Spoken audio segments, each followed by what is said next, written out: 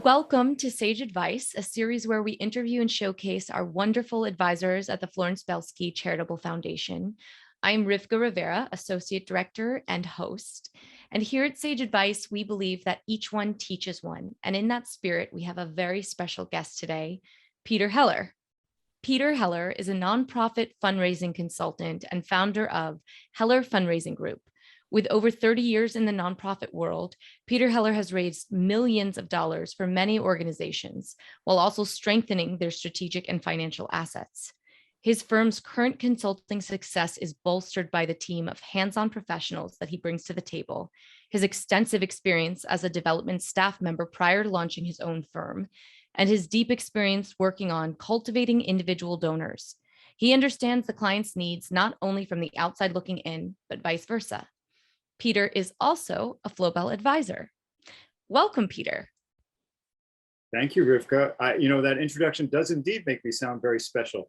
So I hope we have a good conversation. Good. Well, you are. And let's jump right in. So the Heller Fundraising Group specializes in guiding nonprofit clients to raise millions of dollars through capital campaigns, campaign feasibility studies, major gift programs, and hands-on training. So for those who don't know much about the nonprofit world, let's just start with, why is fundraising so important? Why can't these nonprofits just do what they do and people find out they're so great? Why would they need a company like yours? That's a really fascinating question, actually. And I think we could probably spend all of our time talking about it. But let's look at that. So first of all, the Heller Fundraising Group, as you said, we work exclusively with nonprofit organizations. So we focus on how to help those organizations raise more money than ever before. And as you asked, like, why is that important? Well, let's just dial that back, perhaps even a couple centuries, and think about people have had charitable intentions and the desire to help others probably for eons. It's in the Bible, it's all over, right? So here in the United States, that was codified early on. And in fact, there's a story about, I think from the 1700s, three ministers who were part of Harvard University in the early days, because Harvard was one of I think maybe the oldest or one of the oldest colleges in this country. In the 1700s, they took a boat over to England to go ask some, I don't know exactly who, but they went to ask people for money, because they knew they could go over to England and get some money. And the funny part of that has a lot to do with our work today is they got there, they were there for quite a while because they realized, oh, we need some printed materials to pitch our case.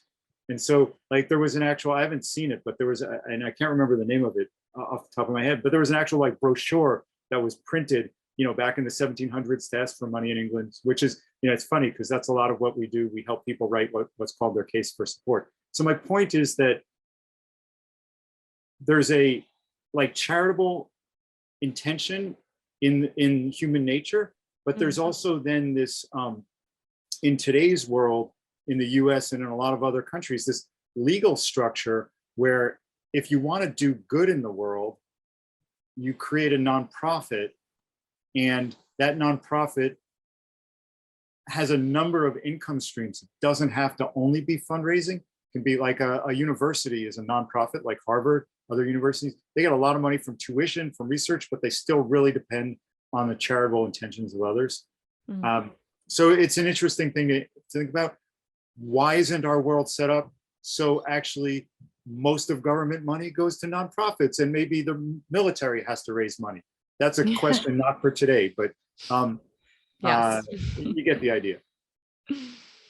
Fascinating. And so when these nonprofits come to you, I'm guessing it's because, right, they're spending a lot of their time thinking about how to do the thing that they want to do to make the world a better place. And they're not thinking, and this is a whole other set of skills and and they need someone who specializes in this. And there's some words that are used on the website that I'm sure people would love to know more about who wouldn't have any background. Let's start with capital campaigns. What is a capital campaign?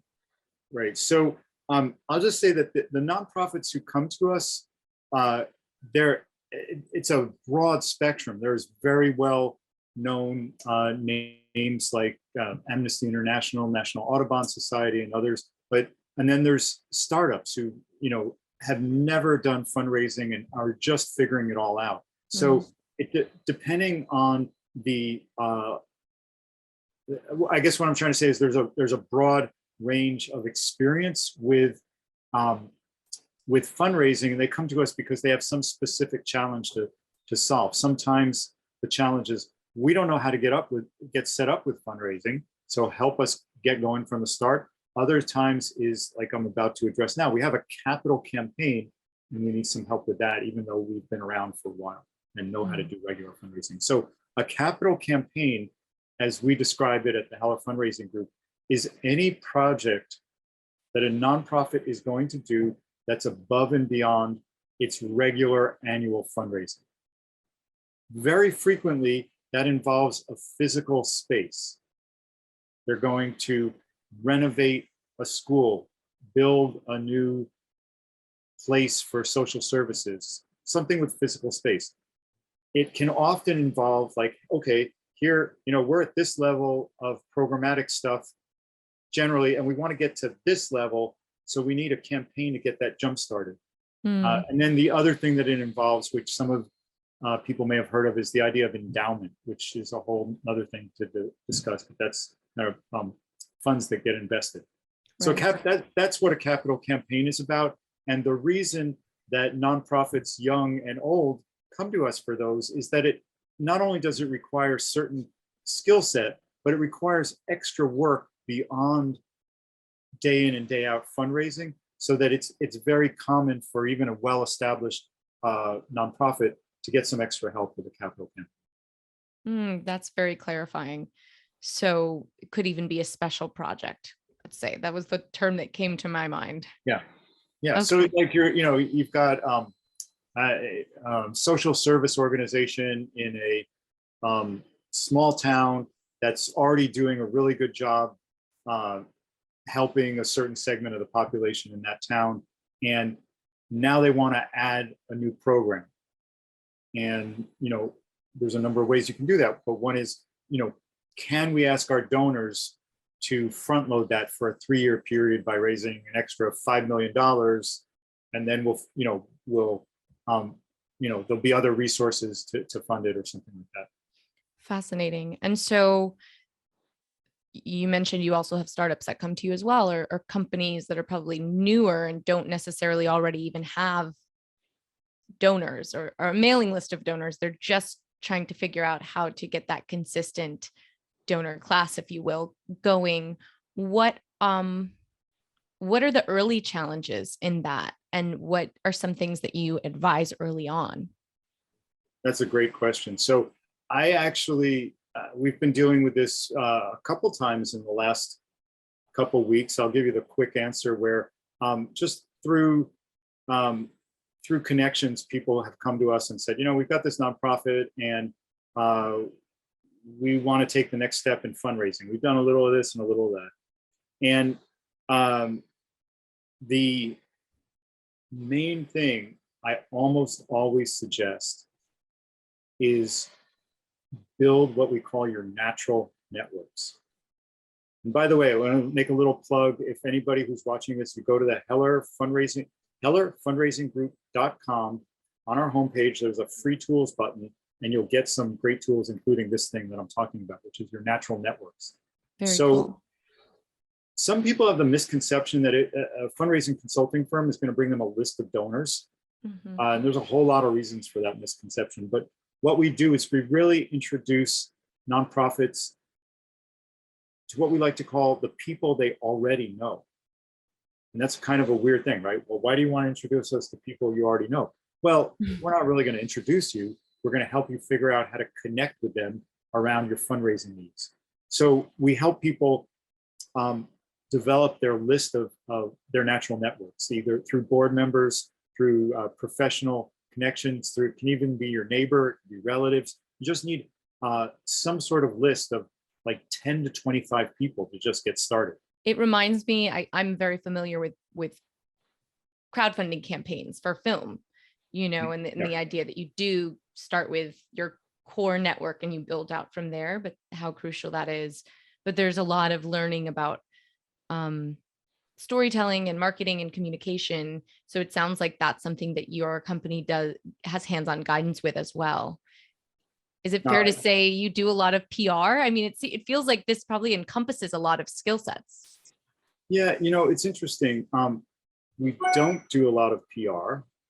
We're not, like, if somebody said, hey, Heller Fundraising Group, put together a PR plan, I'd be like, hey, get a PR firm. We have opinions on what works well, but really we're focused on the messaging for fundraising. And it's not that it's completely separate or distinct, but sometimes we'll face a scenario such as the following, where an organization will know they need to get their branding and marketing and PR either started or get it in better shape. And they'll think about, how does that relate to fundraising? And in order to start talking to the people who are going to have the biggest impact in terms of dollars in your organization, you don't need a whole branding campaign or PR campaign. And what I mean by that is the most impactful fundraising happens by leadership of a nonprofit talking directly, not through crowdfunding or anything like that, but talking directly, like phone, Zoom, in-person meeting with people who can make the biggest gifts in their defined community. And that, sure, it's nice to have a whole marketing and branding thing, you can bring that along, but to have that conversation, you don't need to have all that in place. You just need to be clear on what you're doing and what your message is. I imagine that takes a lot of courage if you haven't done it before. So for clients that is that true? I mean, I think about that and fundraising, that sounds, I think it might sound scary to get on the phone and just boldly ask for what is needed. Is that something that you have encountered? Yeah, perhaps once. I mean, from your clients. Like a lot. Yes. Yeah. Yes. So I was just teasing you. So, so the thing that one of the things that makes our company valuable is that it's not simply, here's the strategy, now go do it. Is that there's the getting organized around the process of fundraising, and then the actual execution of doing it. And in that doing it, there's a, like the conceptual framework to know what you want to say to any particular person at any point in the conversation. So we spend a lot of time with our clients training them on the process of getting from just like putting together a list, like that natural networks list, to I'm sitting in front of somebody and asking them for money. Like, how do you get from that point to that point? And how do you make that ask as successful as possible? And then what do you do after you've asked? How do you follow up? So there's a whole, through years and years of doing this, there's a lot of technique, there's a lot of human psychology, there's a lot of, just kind of knowing how to engage in these sorts of conversations. And that's what we, once we get the process set up and the logistics of it, there's a lot of hand-holding on the actual conversations. And as you pointed out, some people can be scared about it. Other people, it comes naturally. And whatever, like when I say it, like what is the it? It's the asking for money. And in fact, most really skilled fundraisers you'll talk to will tell you the it is really building a solid relationship based on shared purpose and the desire to do something together. and the money kind of flows from that afterwards. You're not really like, if what we call, you can have two kinds of fundraising. You can have transactional fundraising, or you can have transformational fundraising. And we're looking for Mm. transformation. And transactional is me, like, like, I don't know you that well, so I'd be like, hey Rivka, could I have $25 for my kids, blah blah blah, thing that they're doing at their school. And you're gonna be Mhm. like, $25, okay, yeah, Peterson's kind of nice, all right, fine. But if you want to, if you want a much larger gift, you have to get a um, solid relationship, and have shared purpose about trying to make the world a better place in the specific area that your nonprofit works on, and that takes relationship building. Wow, that's huge. That's huge. I just had an aha moment just about that shared purpose is so easy to miss and forget when the fear of, oh, I have to ask for something I need, and you totally leave out the relationship between that. There's a reason that someone would be excited to give. And I know that every time I've given to a cause that I believe in, it's because I'm also getting something out of it and I believe in it. And so missing that shared purpose feels like you're missing a huge part of that communication. Yeah, I would say you're right. And often what we try to encourage our clients to do is to believe that the getting something out of it piece Mhm. is not like a your membership level and you get to go to 5 performances of this. It's actually the feeling that you get by making things better. Yes. I see this, the sun is kind of coming, so I'm going to move myself here a little bit. My at home Yes. sort of studio. And the other thing about that is getting something out of it, just in terms of the whole asking for money.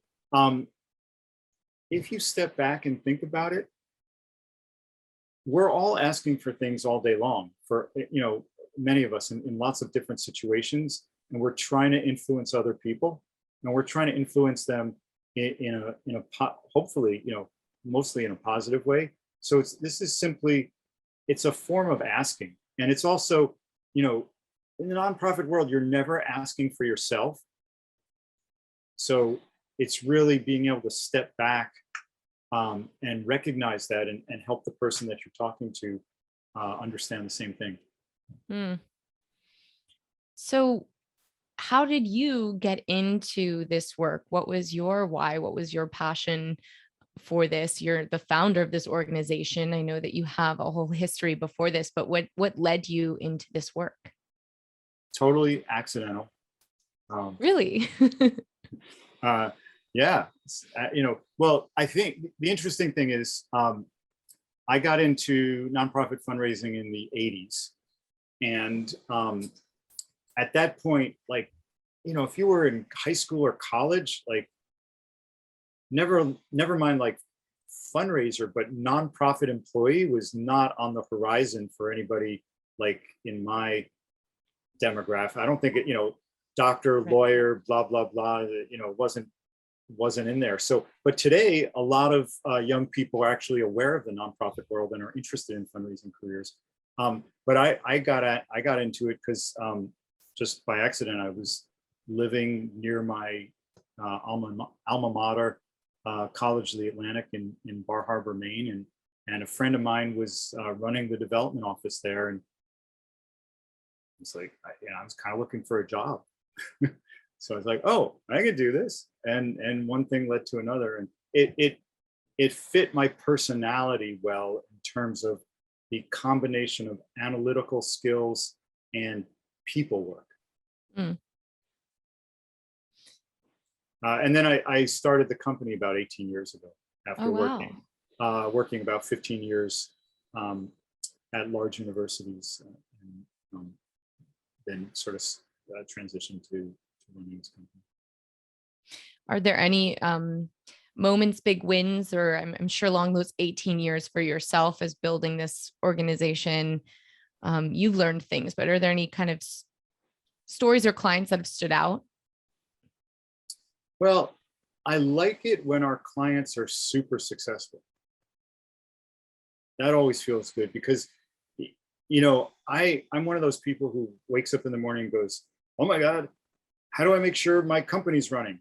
And then a little later in the day, I might be like, oh, wow, we're actually helping lots of different nonprofits make their missions stronger. But that's not like the thing that like I don't wake up going, oh, hey, we're making the world better. But then, wow, okay, maybe we're making the world a little bit better through our work. So, fundraising does have to do with money. So, for instance, if you look at our website, we're not shy. There's a video of money floating up in the air because we're not shy about that. It has to do with money, even though all the stuff I just told you, if you focus just on the money, you're not really going to get as much as if you focus on the relationship. But because the bottom line is we're helping people raise money, I really like it when our clients have those successes. So one really fun one a number of years ago was this tiny childcare center that needed to raise, I think, like about 17 or 18 million dollars to build a new building, which is a lot of money for a childcare center.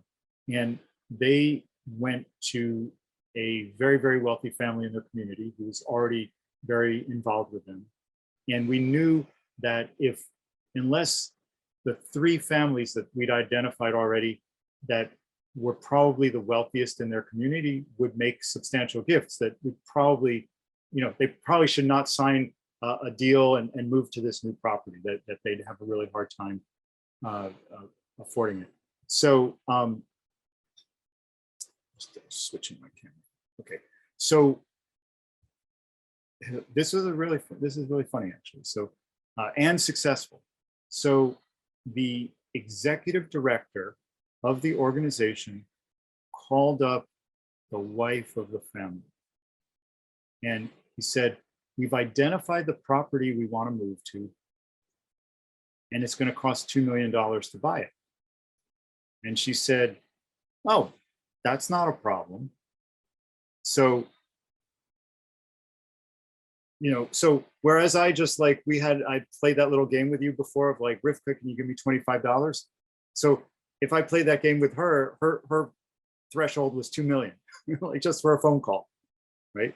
So, however, because they needed significantly more than that from this particular family, the executive director said, and he did a great job after we kind of planned the whole strategy. And this really plays into what I was talking about before, about like having to figure out the nuances of how to have conversations. So he said, that's amazing. We actually need more. Can we have a meeting with you and your husband? And they had the meeting, and that family made a $7.8 million gift to this childcare center. And they bought the property for them and then gave them additional money to help with the construction.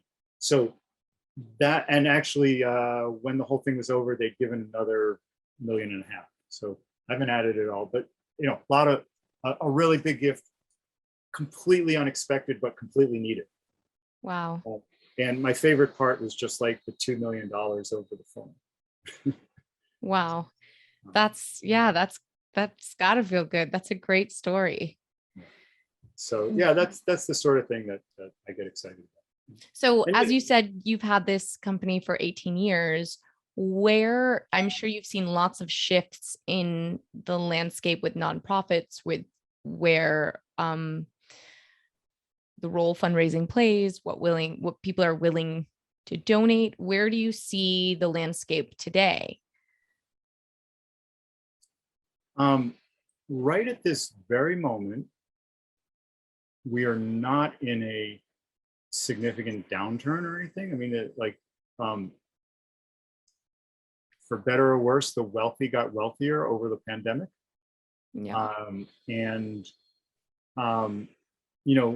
There are always cycles in the economy, so things go up and down. But today, what's really interesting to me is that the nonprofits that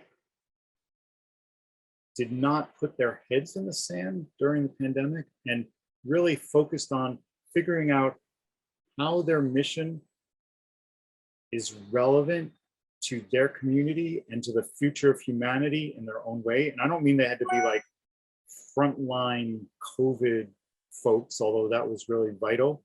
But Mhm. a museum or a theater can have its own way of being really vital to the future of humanity. So those that were able to figure that out did a much better job staying alive and prosperous during the pandemic and are doing Mhm. better now. And it's the same thing. They're yeah. So that's my main answer is that I I believe in trends. I don't really pay too much attention to them because just like my business coaches tell me, it's like at the beginning of the pandemic, I was like, oh my God, how are we going to stay in business? And my business Mhm. coaches said, in every downturn, there are some people who still do well and are successful. And the first thing you got to do is not freak out about it. So the first thing you have to do is not panic. And then you just have to keep going. Yeah. Awesome. Well, this has been such a wonderful conversation. I know this is going to be really useful for our fellow Flowwell advisors, our community, and anyone listening. And we will link every place that anyone can find you from, your social media to your website, which you also mentioned has a tools bar. So if anyone wants to even dig deeper into these ideas, they can do that. Any final thoughts or things that you wanted to share before we jump off? I'm sure there should be one. And just, if I guess if you're involved with a nonprofit, either as a staff member, as a board member, or some other kind of volunteer, uh, just, really be clear that you believe in what that organization is doing. And then, you and they can do amazing things starting from Mm, that power of belief. beautiful. Thank you so much, Peter. Thank you for having me.